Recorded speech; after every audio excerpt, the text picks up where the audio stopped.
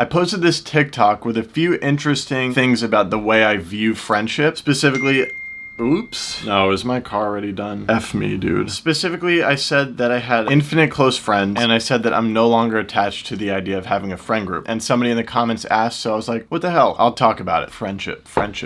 Some way or another, maybe just because of society, I created this idea in my head that I needed to find my friend group. I found myself in multiple friend groups throughout high school, college, and even in my life today. But I would always find reasons to tell myself like, oh, like this isn't the friend group. Like I'm still waiting for the friend group. I often had these like more sporadic, like separated individual friends that never really seemed to form together into a unit. And these were beautiful, fulfilling friendships. But because of this attachment I had to the idea of having that core friend group, I would constantly question like if something is wrong with me, like why don't I have a friend group? I would really just beat myself up about it. This even continued into college. I also found myself with those like really good kind of sporadic but spread out friends. And I was like, man, like I'm in college, this is it. Like everything's been riding up to this and I'm not finding that friend group that feels fulfilling, parties together, hangs out late into the night all the time, etc., etc. Essentially, the way I see it now is I had this hyper specific expectation for how friendship was supposed to look. And what I learned as I've gotten older is that there was nothing wrong with the way I was making friends all along. The problem was the attachment I had to this expected outcome of a friend group that was removing my ability to see the beauty of the relationships I already had in my life. It took me a long time to come to this realization. I was like always fighting for that friend group and it just wasn't happening and I would get bummed out. I convinced myself it was something missing from my life. Meanwhile, in reality, I had a myriad of beautiful relationships with people. Yet this idea that something was wrong with me was actually preventing me from kind of fully developing those friendships. So things are different now and I don't really know exactly what brought me here. I think it's a general journey of maturity, meditation, accepting reality. Another important thing I think to come to this realization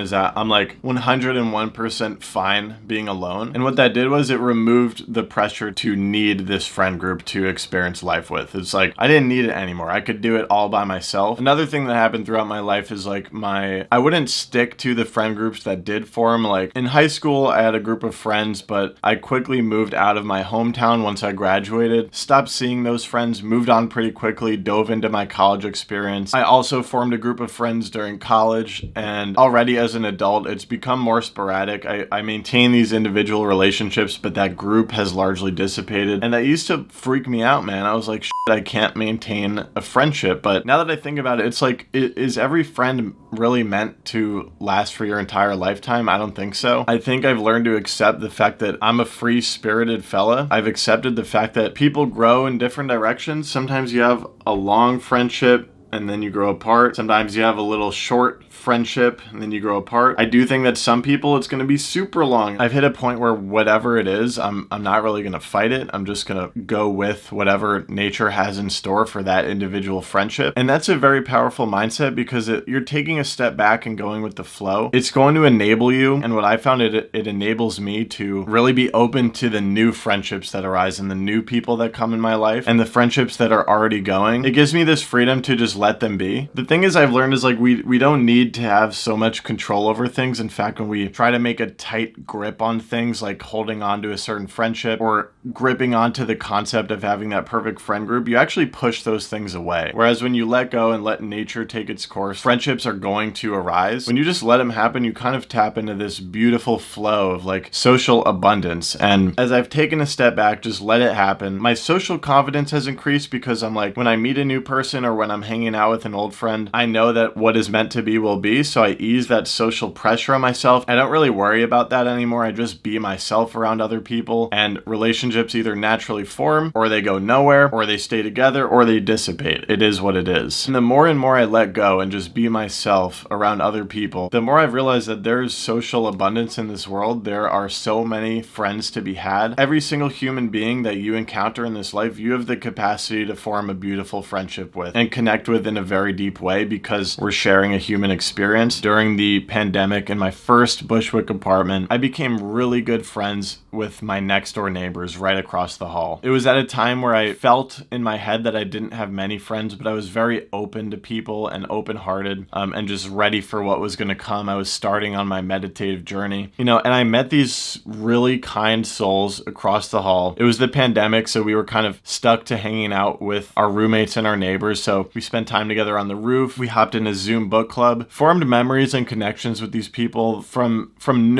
literally the most random context. So that neighbor story, it's like, that really shows me something beautiful about the universe and how chaotic it is and how it can lead to these beautiful relationships. If you just walk around this earth with your head up, looking at people, saying hi, being nice to your neighbors, you're gonna find amazing friends. A lot of people talk about how hard it is to make friends in New York City. The more okay you are with being alone, the better it's gonna go, because you're just gonna fully be yourself as you interact with the city, and you're gonna attract people who naturally want to be friends with you. I really think that's the way to do it in New York City and in life in general. One of the best books I've ever read. This is a perfect quote about being okay with being by yourself, but also like appreciating friendships. Self-contented as he is, he does need friends and wants as many of them as possible, but not to enable him to lead a happy life. This he will have even without friends. Fucking beautiful. Highly recommend Letters from a Stoic by Seneca. Lots of great wisdom about friendships here. Here's a great quote: "If you wish to be loved, love." I think that kind of speaks to my point about interacting with the world with a kind and open heart, and how that's naturally going to attract the relationships that are meant to be. Alright, I just spoke in a very unorganized fashion about friendship. Let me know your thoughts in the comments down below. Very curious what you all have to say. Oh, and please drop a like and subscribe to my channel. Hit those buttons if you can, and I will see you guys next week with another one. Action. Vocal cords.